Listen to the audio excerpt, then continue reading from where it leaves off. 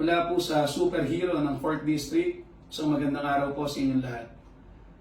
Ang inyong lingkod po at ang buong bagong sistema advocate ay nagpasya na maglabas ng ganitong video para lamang po linawin yung naging usap-usapan lalo na sa social media na si Andre Santos daw po ay nagpupunit ng pera. Actually, hindi lang po nagpupunit. Sinisindihan ko po pera. Literal. Diba? So, ito po, 20 lang. Baka daw peke. Peke kaya talaga ito, totoo. Wala makapagsabi. 500 pesos pinunit. Ito kaya, peke, totoo. 1,000 pesos pinunit. So, bakit po namin ginagawa ito? Ito po ay isang pagpapakita ng inyong lingkod at ng buong advocate na dapat ang leader ng pamahalaan ay hindi pera ang tinitingnan. Hindi pera ang mahalaga. Nalason tayo ng pera. Ang nanunungkulan mismo ay lason na lason ng pera. Ang masakit, yung mayaman ay gusto pang yumaman. Yung mahirap ay gusto ding yumaman. Ano ako doon? Ano kami doon? Hindi lumalason ng pera? Sawa sa pera? Ayaw ng pera.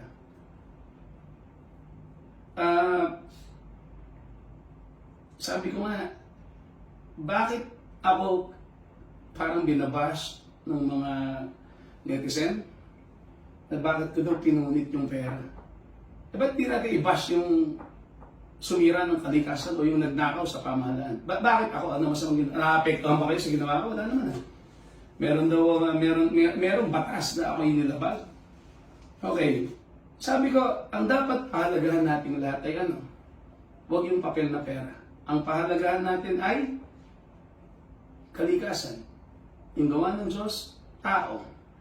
Ang masakit, yung mga mambabatas na ilang mga trapo, ang pinapahalagahan lagi ay yung perang papel, minsan yung tela na bandila.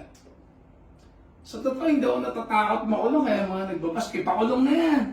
Napanood niyo ako, tunay na lalaki, pink ang baril, pink ang granada, kaso ko explosive eh. Wala akong takot eh. Yung papel pa, pinunit ko first. Diba? Iyan ay kasama sa aming showmanship. Hindi kami nagpupunit para lang walang sense.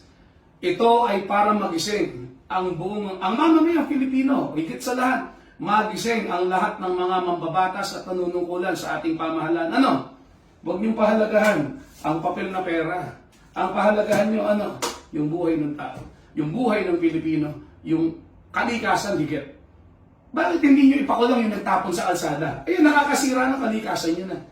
Nakakapatay ng tao na pagka tayo nilubog ay mamamatay ang tao. Bakit laging ang hinahanap ay yung hindi... Gusto niyo akong makulang? Bakit nagpunit ako pera? Naperwiso ko ba? Buhay niyo ba? Wala naman kung naperwiso ang buhay doon na. Alam niyo, ito'y isang panawagan sa lahat ng mambabatas. Pahalagahan po natin ay tao na siyang pinagnanakawan pa ng ilang mga trapo. Okay. Ako hindi ako titigil magpunit ng pera. Sa susunod, hindi lang pera pupunitin ko. Ito mismo. Itong bandila, sa susunod, susunugin ko. Bakit?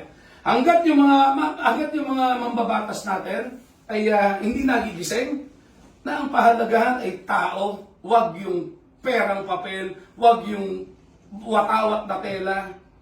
Pagka sila hindi pa rin nagising, susunugin ko na pati bahay nila. Diba? Para sila yung magising. Ang inyong lingkod po ay hindi po makatela.